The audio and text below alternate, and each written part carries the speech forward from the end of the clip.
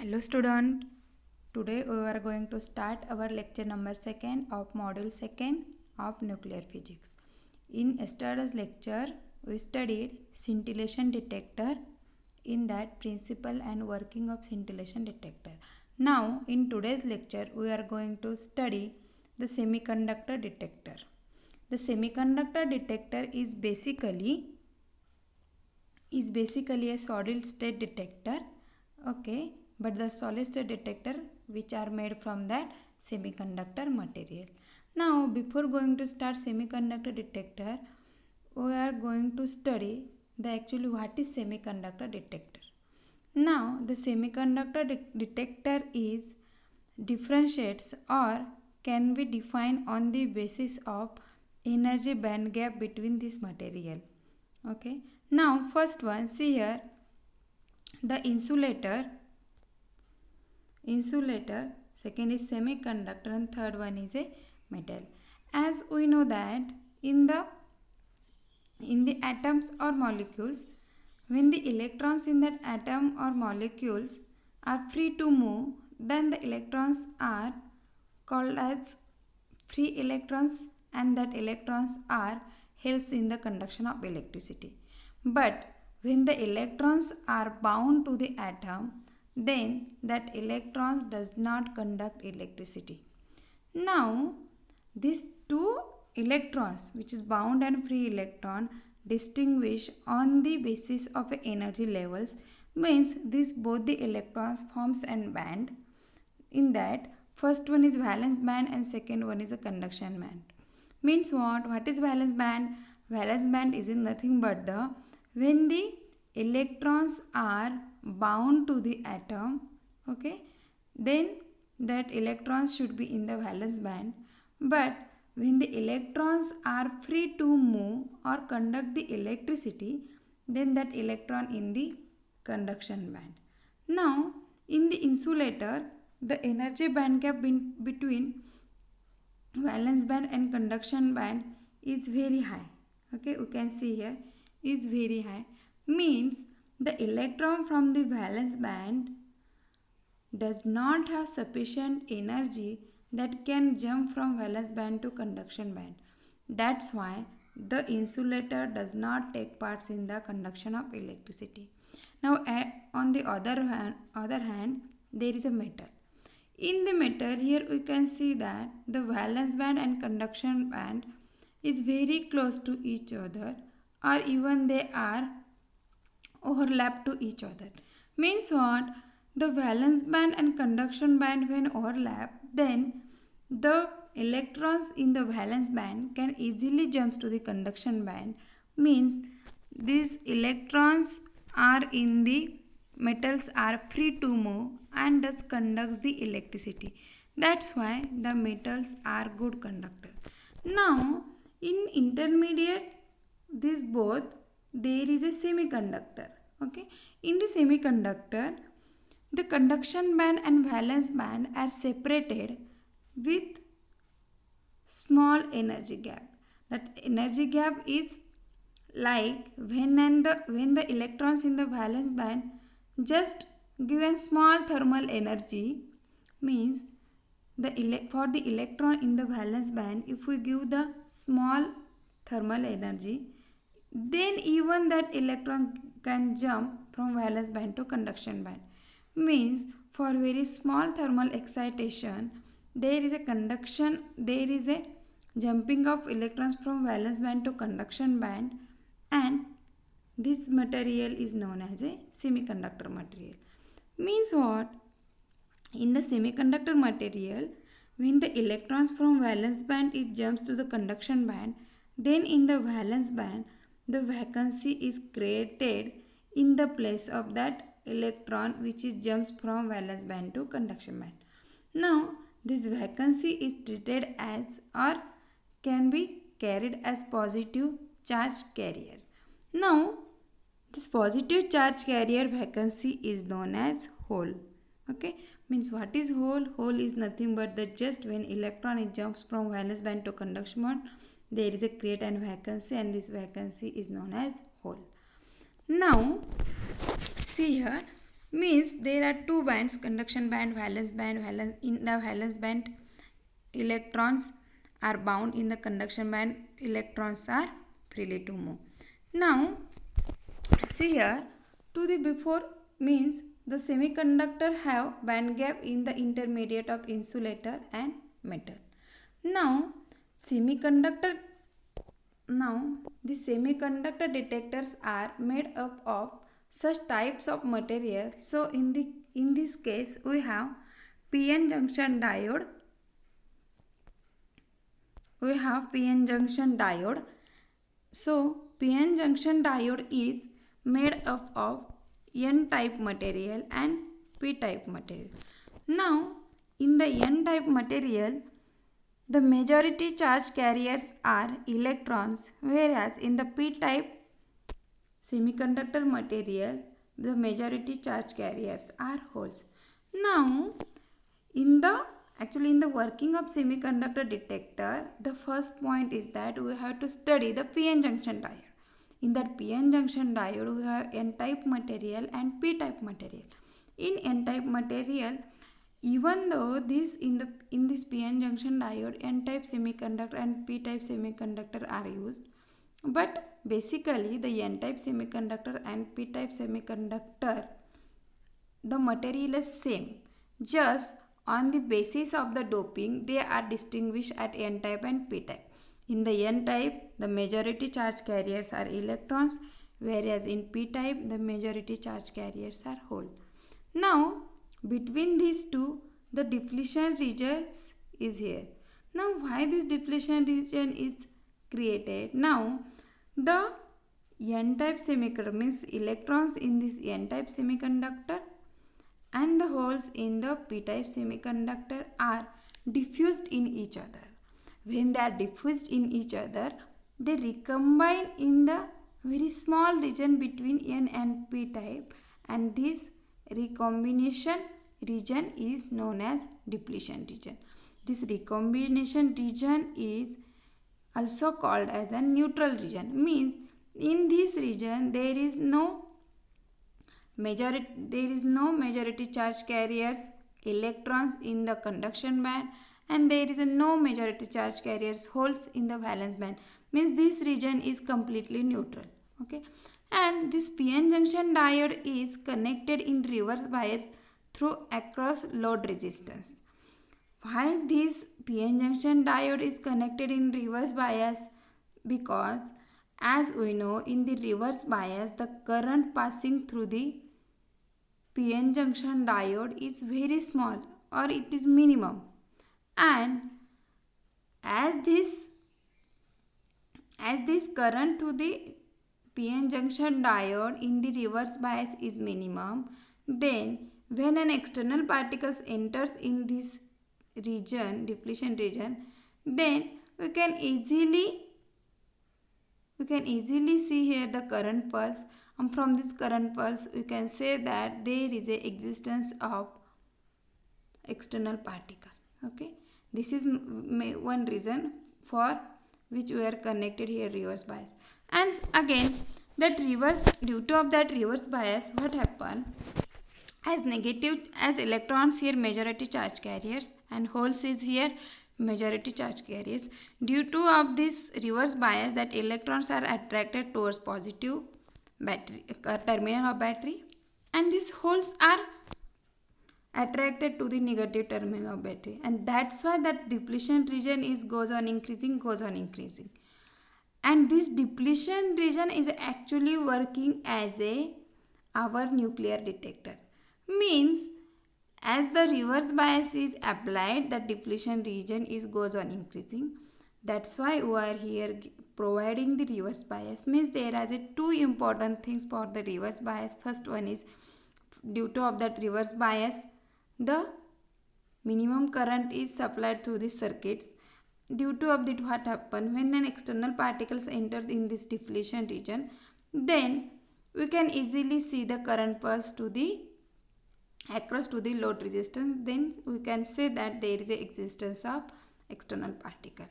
Okay, and the depletion region will be much broader. Now see here, what is how actually that PN junction diode or that depletion region is acts as a nuclear detector. See that as we saw in the reverse bias, minimum current is occurred through the PN junction diode. Now, what is happening when an external particle enters in the region of that depletion region? Let us consider that an external particle as an alpha particle or enters in the depletion region. What actually basically happen is that external particle when enters in this depletion region, it creates an electron hole pair.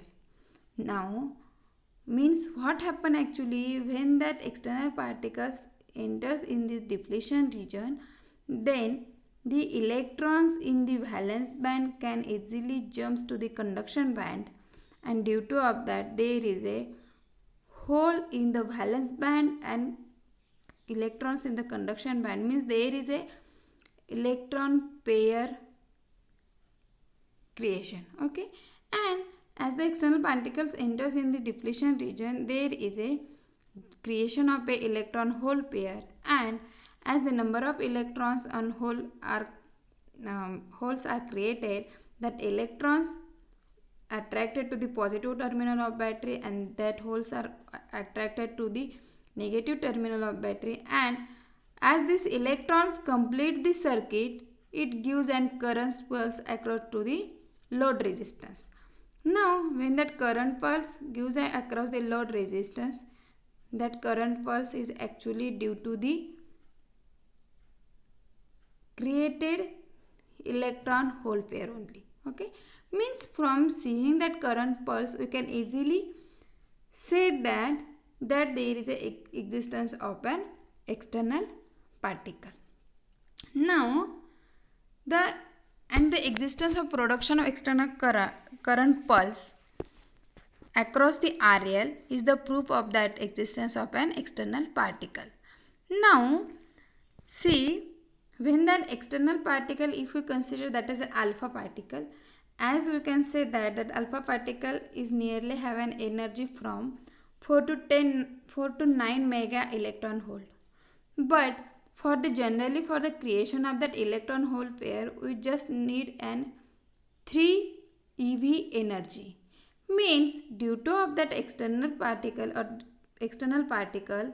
which has have an energy up to 3 to 9 mega electron volt, that external particle creates huge number of electron and hole pair. Due to of that, what happen, we get the huge current pulse across the load resistance RL. Okay, understand everyone? But as we saw in the or we can saw in our next lectures, in the gas detector actually same working is also there, but actually in the gas detectors only electron and ion pairs are created, as here electron and hole pair is created due to the external particle. Similarly in the gas detector there is a creation of electron and ion pair. For the creation of electron and ion pair, there is a need of nearly 30 electron eV energy. Means the semiconductor detector is very much applicable to the detection of external particle, because very small energy is required to the creation of electron and hole pair. Now that is total working of a semiconductor detector. Now what is advantages? It can even be used for the detection of very low energetic particle. Means as we saw in our working of the semiconductor detector, that for the creation of electron and hole pair there is a small energy required which is nearly equal to 3 electron eV. Means when the external entered particle have very small energy which is nearly equal to 3 electron eV, these also can be detected by our semiconductor detector. Second point is has better energy resolution. Means what? When there is a As we know that as external particles have high energy, there is a huge number of electron and pair is created. Due to of that, we get an huge current pulse across the load resistance. And when there is a external particle have a small energy, there is a small number of electron hole pair, and that's why we got the small current pulse across the load resistance. Means what? When there is a two external particle enters in the region having nearly close energy, that also can be distinguished by showing their current pulse. We can easily means when their external particles enter in the depletion region which are having near very near energies, that can also distinguish on the current pulse for the different, because for the low energy particle which is incident, we will get the low current pulse. For high energy particle we will got the high current pulse, means it will give an better energy resolution. Second one, it can be, next one, it can be very small and compact as compared to gas detector. Obviously the gas detectors contain a gas chamber which is very large as compared to the semiconductor detector, because semiconductor detector is simply and cheap. Okay, the small charge collection time, as it is very small in its dimension, the small charge collection time. Very small recombination losses due to the fast charge collection, as charge is collected fast across the load resistance, that is to that electronic circuit, then there is a very small loss of that recombination. Now actually in our syllabus, our detector is silicon dipped with lithium detector. Means what? Why actually silicon is dipped with the lithium? See here, it is difficult to achieve depletion layer of more than 2 mm thickness in silicon surface barrier detector due to relatively higher impurity concentration, as a result of which higher bias voltage cannot be applied. Thicker detectors of silicon can however be made by lithium dipping techniques. Such detectors are known as lithium dipped silicon detector or simply silicon lithium detector. Means what? In generally when there is only silicon is used or silicon detector is used, in this silicon detector we can't obtain the thickness, or we can't obtain the thickness of that depletion region more than 2 mm. Okay, that's why the silicon is dipped with lithium. Okay, lithium dipping helps achieve very high degree of impurity compensation, which permits application of higher bias voltage, as the lithium is dipped in the silicon with the very high degree of impurities. Means what? In that we can apply the higher bias voltage.